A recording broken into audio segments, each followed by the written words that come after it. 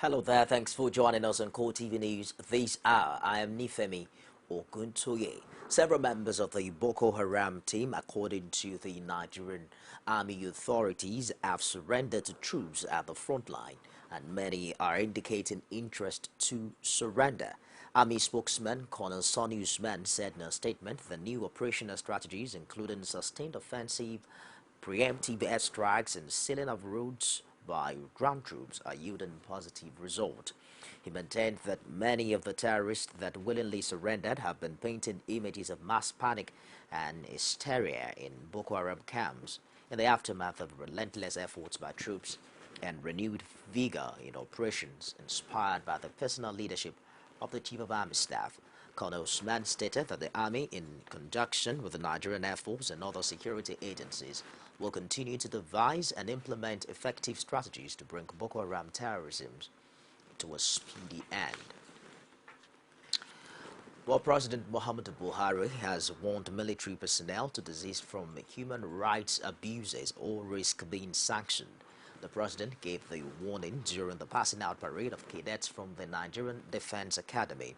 He, however, had nothing but praises for the armed forces for their zest towards ending insurgency in the country. Amina Nebi has more in this report. Your commitment and loyalty to the armed forces and the nation must be total. You must try to live up to this demand and expectations required of you. I am aware that your training at the Nigerian Defense Academy has sufficiently prepared you to key into and become the main drivers of artificial change, which remains a cardinal principle of the Nigerian Armed Forces development process. I therefore urge you to take your roles in the ongoing process of rebuilding our armed forces very seriously. The federal government is pleased with the armed forces resolve to end the insurgency facing the country today once and for all. We are determined to honor our obligation to support the speedy provision of platforms and equipment within available resources to achieve both this objective and long-term needs of the armed forces.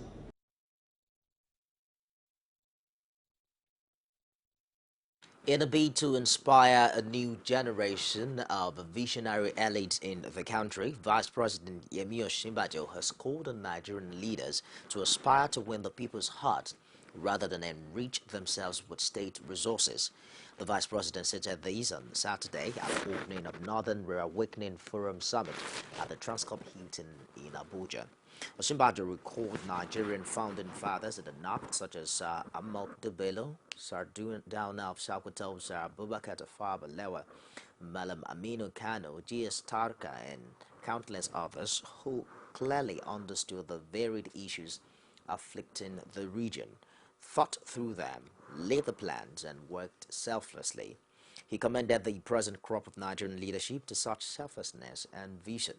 He also stated the need for short-term strategy of immediate hardship alleviation as well as long-term plan to build the infrastructure that most closely affects the economic life of the most vulnerable citizens. Besides, there's also the need to build institutions that would make more of impact in the years to come and beyond. The Coalition Against Corrupt Leaders has condemned the position of governors of the ruling All Progressives Congress for rejecting public declaration of their assets, as President Muhammadu Buhari and Vice President Yemi Osinbajo have done.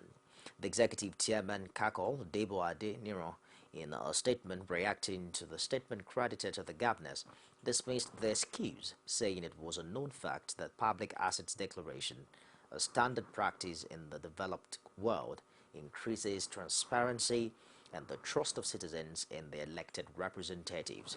He stated that as a matter of fact, politicians and publicly exposed persons who disclosed information about their assets showed that they had nothing to hide. According to the Kakol boss, assets declaration is one of the many tools that can help curb the pervasive corruption ravaging the country. The Consumer Protection Council (CPC) in Nigeria has launched an investigation into the high cost of electricity by distribution companies with a view now to putting an end to high tariffs. At a meeting held in Abuja between the officials of the distribution companies and the CPC, the Director General of the Council, Dupe Atoki, said there is an increase in complaints by electricity consumers in the last few months, bordering on indiscriminate increase in electricity bills, non-supply of meters, and mass disconnections. Atoke said the CPC would not hesitate to sanction distribution companies found guilty of the allegations brought against them. In a bid to improve medium-scale enterprises and the economy of the state, Ekiti state government has signed a memorandum of understanding with an indigenous company for the supply of megawatts of alternative power source. This development was set to improve medium and small-scale businesses in the state as part of efforts to boost the economy. Rashid has details in this report. The epileptic power supply being experienced in different parts of the country has resulted to closure of many businesses, while those who are still in business run it at a very high cost. Recently, there has been improved power supply in some parts of the country, but this seems not to be the case in Ekiti State. It is on this premise that the state government signed a memorandum of understanding with an indigenous firm for the provision of an alternative power source to the tune of 1.15 megawatts within a period of 20 years. A representative of the state government described the partnership as timely. We want to plead with you that you complete this project in record time.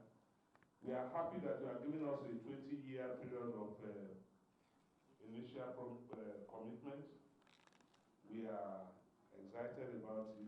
The technical director of the project, Tassos Zazali, appreciates the state government's gesture towards ensuring an enabling environment for the project in Ekiti State. The 1 megawatt will be powered the Benin distribution company net, and all the people that need near this area the power, they will get it. The state is giving 15,000 square meters of land here. 1 megawatt of the generated power will be used for public consumption, while 150 kilowatts will be dedicated to the state's broadcasting station. With the latest development, Ekiti residents eagerly await a new dawn and an end to persistent darkness. Rashid, CoreTV News, Ado Ekiti. Former Governor of Lagos, Babatunde Fashola, has drawn the attention of the public to antics of hackers who compromised his Twitter handle at Tunde Fashola and posted 4 tweets in a language that resembled Japanese. Former Governor Fashola's Special Advisor on Media, Hakeem Bello, said the act might have been carried out on Friday owing to the calls gotten in the early hours of Saturday on strange tweets. Bello added that the former governor recently disassociated himself from a Facebook scam whereby some persons used his photographs and ascribed fictitious statements to him on fake Facebook accounts aimed at defrauding his principles and stands. He stressed that the call became necessary for the 18th time in view of the activities of scammers who have been issuing out a series of Facebook comments and information in his name with the intention of duping unsuspecting members of the public. Vanguard columnist Dono Kogbara, who was kidnapped about 2 weeks ago, has eventually regained her freedom. Dono Kogbara was kidnapped on the 30th of August at her Nkpogo residence in a CRV jeep. An outcry followed her abduction, with local and foreign media calling for release, just as the Rivers State government and the police authorities assured she would regain her freedom. Kogbara was set free midnight after spending 13 days in captivity.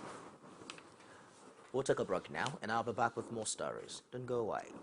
Some pundits believe that as long as the political system is driven by selected few, corruption may be difficult to fight.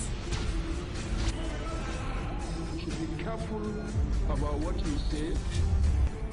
I am not the only politician.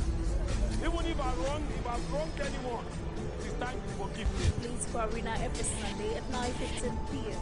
and a repeat broadcast every Tuesday at 1:30 p.m.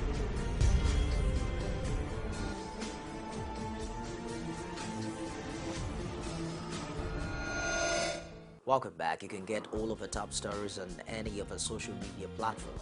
On Facebook, it's facebook.com/CoreTV News. On Twitter, at CoreTV News NG. We're streaming live on YouTube. It's youtube.com/CoreTV with a space and news. Reward for hard work and can-do spirit finally played out as the Group Managing Director of Core Media Services and CoreTV News, Jide Adediro, received 2 awards far away in Toronto, Canada, in recognition of his giant strides in the media industry. CoreTV News Adeyemi Aziz has more in this report presented from our studios.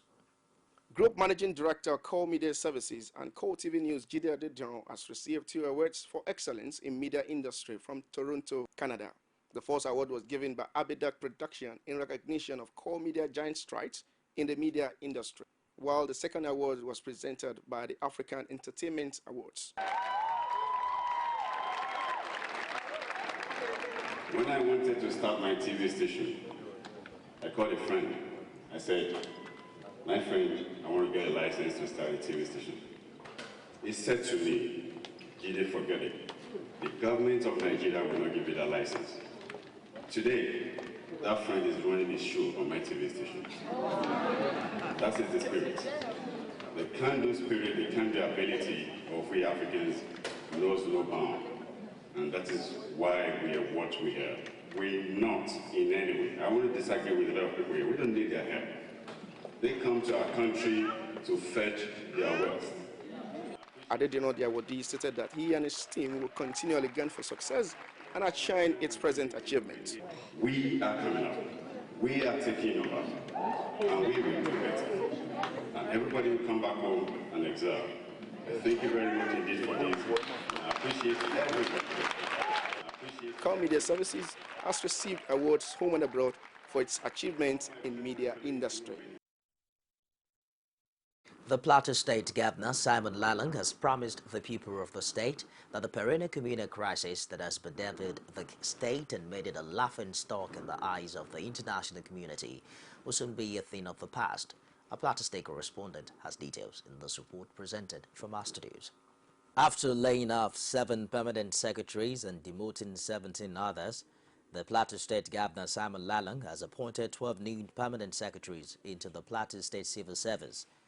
The governor corrected the assertion of being slow in constituting his cabinet, stating that he's taken a cue from President Buhari so as to place round pegs in round holes. Your portfolios and responsibilities. Let me reiterate that our underlying philosophical approach to development is people-oriented and people-centered.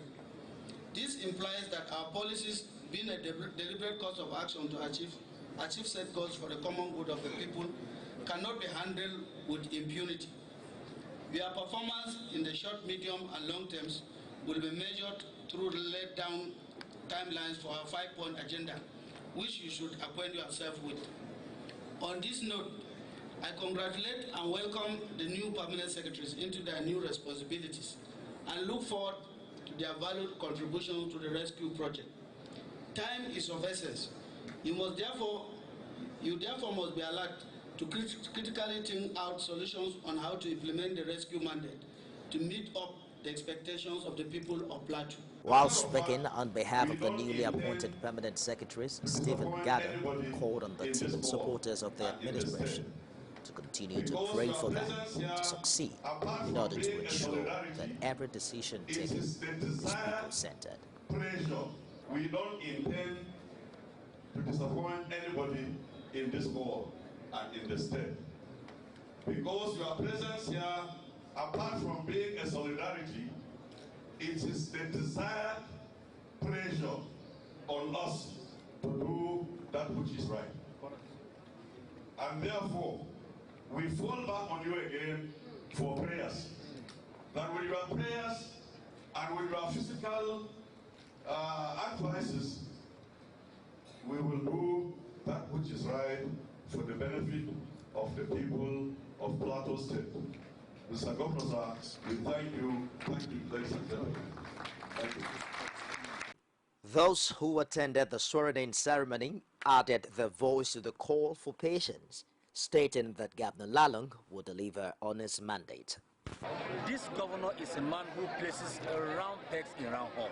You can see from what he has just done today. He is somebody who doesn't work on assumptions, on rumor, on side talks. He goes directly to where the issue is really boiling, and he pins the thing down to the board, exactly as he places it.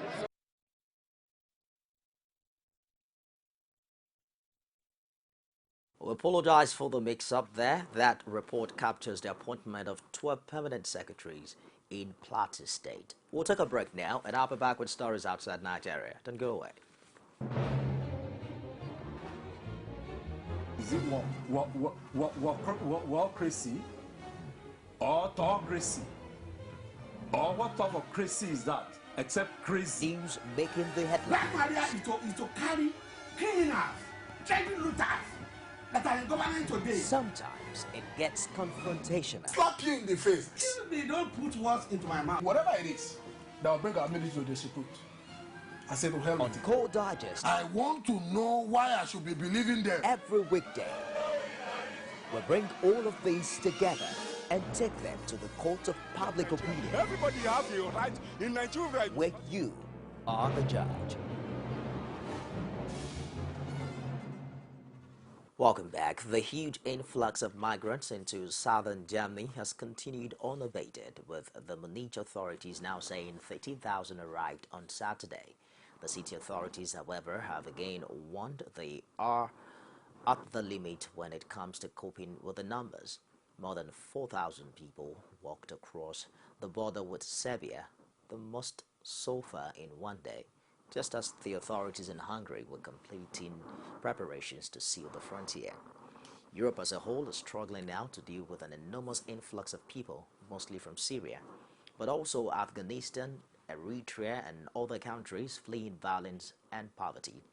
Munich, in Germany's southern state of Bavaria, has been the main entry point for those entering the country in search of a better life, but the city says it's having difficulty finding accommodation for them.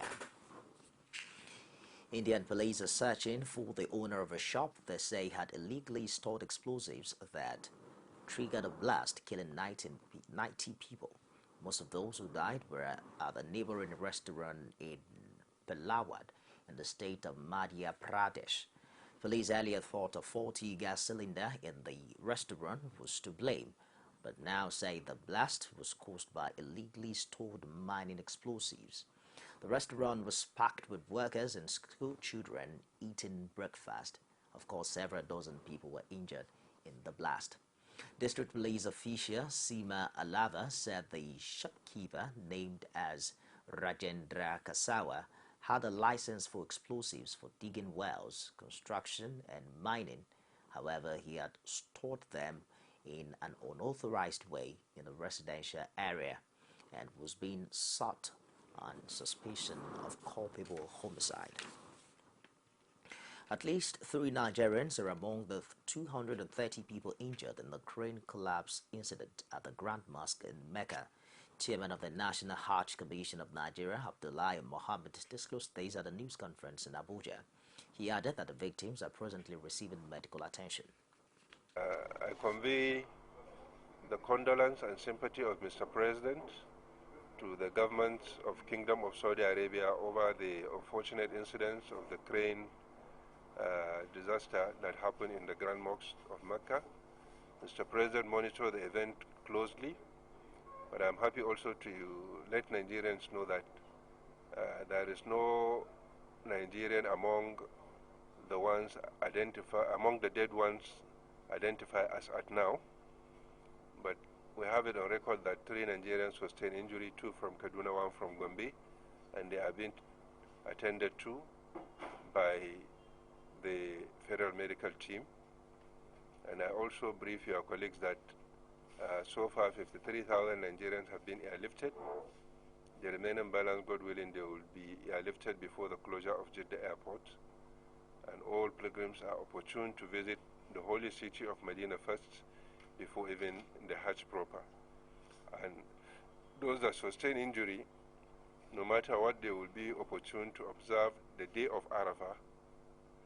The Saudi government have a tradition whereby pilgrims who went for Hajj, even on sick bed, they will be conveyed to the Arafat ground so that they don't miss the Arafah.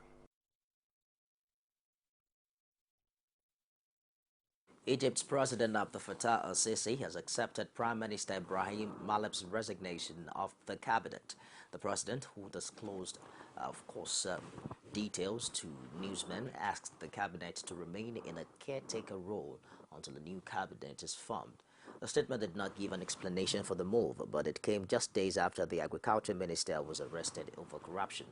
A senior government official, however, told journalists that the reshuffle was intended to pump new blood into the government in light of the scandal. Hundreds in Tunisia demonstrated against a controversial draft law on amnesty for corruption offenses, defying a ban on protests on the state of emergency. The demonstrators, including supporters of the leftist Popular Front coalition, carried placards and chanting "No to reconciliation" that whitewashes corruption. The draft law on economic reconciliation is a centerpiece of the new government's program and seeks to boost the economy by clearing cases against businessmen and civil servants accused of corruption. Opponents of the law, however, see it as an attempt to whitewash the crimes of the old regime and ignore an ongoing process of transitional justice through Truth and Dignity Committee. And sport, Premier League leaders Manchester City continued their 100 season with an injury time winner. 100 starts the season rather with an injury time winner over nearest challengers Crystal Palace. Nigerian teenager Kelechi Iheanacho tapped home his first senior goal after Simon Nasser's shot was saved. After a scrappy first half, Jesus Navas shot wide of an empty net for City after rounding keeper Alex McCarthy. Sergio Aguero linked out with a knee injury 3 days ahead of Juventus' Champions League visit. Club record signing Kevin De Bruyne was brought on in his place as a first-half substitute, with managers Manuel Pellegrini and Alan Pardew having a heated argument over the incident. Palace defender Scott Dan received the yellow card for the late challenge on Argentine Aguero, as City spent a large part of the match struggling to create offensively. Veteran left winger Jeremy Corbyn has been elected leader of the UK's opposition Labour Party on Saturday after a contest that revealed deep divisions within the party's ranks. Corbyn, a socialist who ran on an anti-austerity platform, claimed victory in the first round of voting, taking 59.5% of the votes cast by more than 500,000 eligible Labour Party members and supporters. The contest was triggered by the resignation of former Labour leader Ed Miliband in May, following the Conservative Party's surprise outright win in the general election. And that wraps it on the news this hour. Thank you for watching. I am Ifemi